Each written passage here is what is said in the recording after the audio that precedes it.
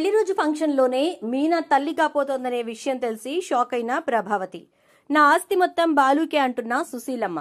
ఇంతకు మీనా తల్లి కాబోతోందనే విషయం తెలిసిన తర్వాత ప్రభావతి ఫీలింగ్స్ ఏంటి? మరి సుశీలమ్మ ఆస్తి మొత్తం బాలుకే అని చెప్పని అన్నప్పుడు ఇంట్లో వాళ్ళంతా ఏమన్నారు? అసలు పెళ్లి రోజు ఫంక్షన్ లో ఏం జరిగింది? ఇదంతా కూడా వీడియోలో చూసి తెలుసుకునేద్దాం. గుండె నిండా గుడిగంటలు రాబోయే కథలో జరగబోయే సన్నివేశాల గురించి ముందుగా తెలుసుకోవడానికి వీడియోని లైక్ చేసి ఛానల్ను సబ్స్క్రైబ్ చేసి పక్కనే ఉన్న బెల్ ఐకాన్లో ఆల్ ట్యాప్ చేయండి. మొత్తం మీదకి చూసుకున్నట్లయితే కనుక మీనా అయితే ఇక పెళ్లి రోజు ఏర్పాట్లు అన్నీ కూడా చక్కగా చేసేసింది.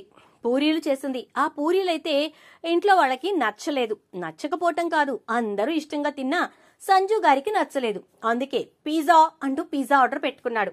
ఇక బాలు ఉన్నవాడు ఉన్న చోట ఉండడు కదా, గబగబా ఆర్డర్ నేను తీసుకొస్తా అంటూ వెళ్ళి ఇక ఆర్డర్ తీసుకోవడంతో పిజ్జా బాక్స్ ఓపెన్ చేసి చిల్లీ ఫ్లేక్స్ మొత్తం చల్లేస్తాడు. అన్ని ప్యాకెట్స్ దాని మీద చల్లేయటంతో అది బాగా స్పైసీగా అయిపోతుంది. ఇక ఏం తెలియనట్టుగా తీసుకొచ్చి సంజు చేతికి ఇస్తాడు. దాంతో ఇక సంజు, నాకు ఓవర్ హాట్ అస్సలు పడదు, అందుకే నేను మీడియం హాట్లోనే తింటాను అని చెప్పేసేసి ఇక ఒక చిల్లీ ఫ్లేక్ ప్యాకెట్ దాంట్లో ఉంచితే అది చల్లుకుంటాడు.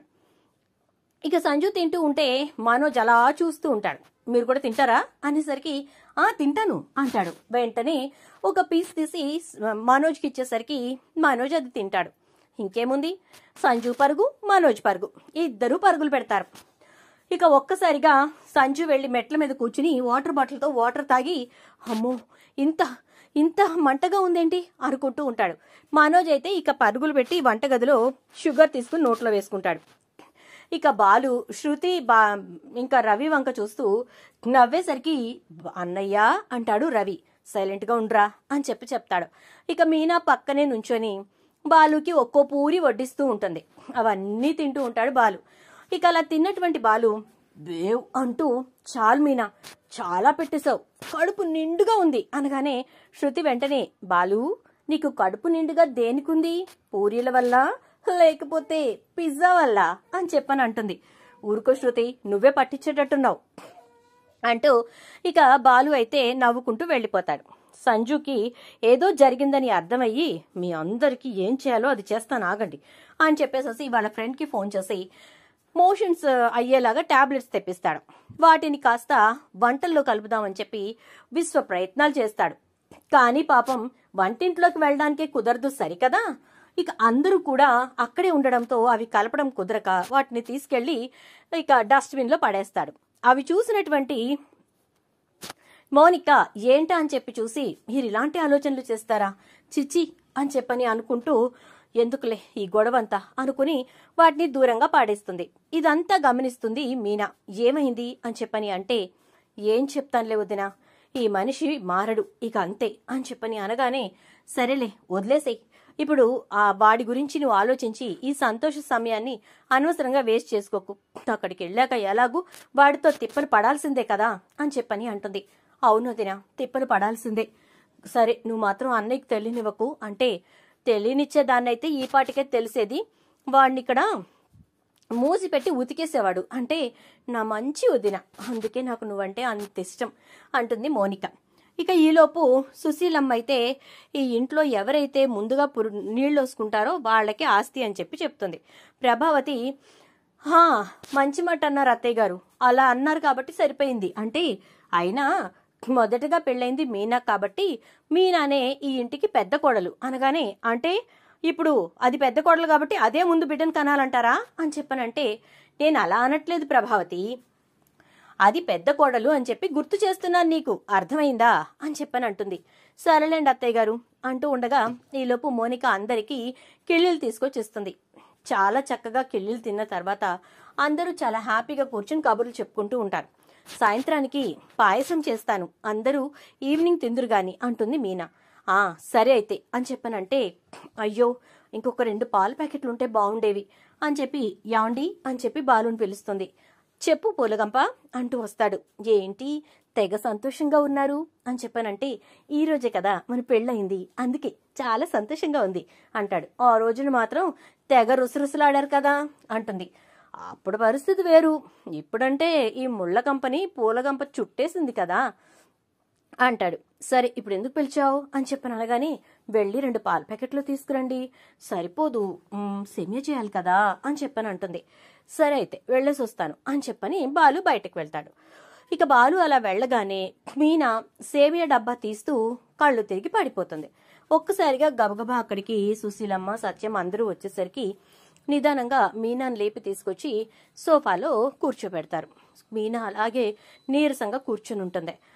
ఇక అలా కూర్చుని ఉండేసరికి ప్రభావతి, ఏమైందే, పని చేసి చేసి అలసిపోయావా, అయినా ఎంత పనైనా చేయగలుగుతావు కదా అని చెప్పని అంటూ ఉంటే, ఏమే ప్రభావతి, అసలు ఏమైందో ఏంటో తెలుసుకోకుండా ఎందుకంత నోరు పారేసుకుంటున్నావు అని చెప్పి, అమ్మ మీనా అని అనేసరికి, చెప్పండి బామ్మగారు అంటుంది. ఎన్నో నెల అని చెప్పనంటే 3 అని చెప్పని చెప్తుంది.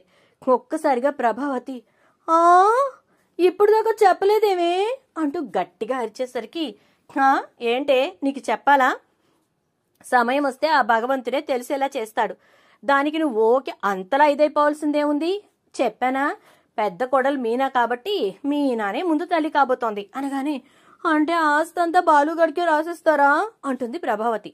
మరి అంతే కదా, నేను అన్న మాట ప్రకారం మా ఆయనే దీని కడుపును పుడతాడు, మళ్ళీ మా ఆయనకే ఆయన ఆస్తి వెళ్ళిపోతుంది అంతే అని చెప్పి సుశీలమ్మ అనేసరికి ఇక ఏం మాట్లాడలేక ప్రభావతి అలా చూస్తూ ఉంటుంది.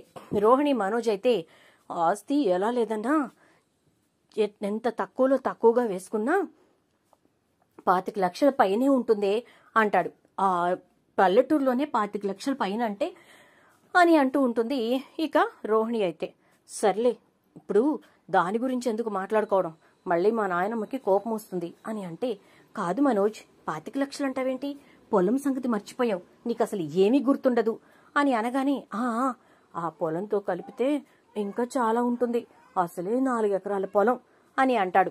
ఇప్పుడు లెక్కలన్నీ ఎందుకులే, మొత్తానికి నేను ఇప్పుడు తల్లిని అవ్వట్లేదు, ఆస్తి మనకి రావట్లేదు కదా, వదిలేసేయి అంటూ ఉండగానే ఇక సుశీలమ్మ, ఏమే ప్రభావతి, కాగితాలు రెడీ చేయమని చెప్పి అప్పట్లో నాకు ఫోన్ చేయిద్దామని చేసేసి తెగ ఇది అయిపోదాం అనుకున్నారు కదా, మరి ఇప్పుడు కాగితాలు రెడీ చేయించేరా సత్యం, నేను ఇక్కడే ఉన్నాను కదా, రిజిస్ట్రేషన్ కూడా చేసేస్తాను అని అనగానే, ఇళ్ళలగ్గానే పండగ అయిపోతుందా ఏంటి, వచ్చిన కడుపు నిలబడాలిగా అంటుంది ప్రభావతి.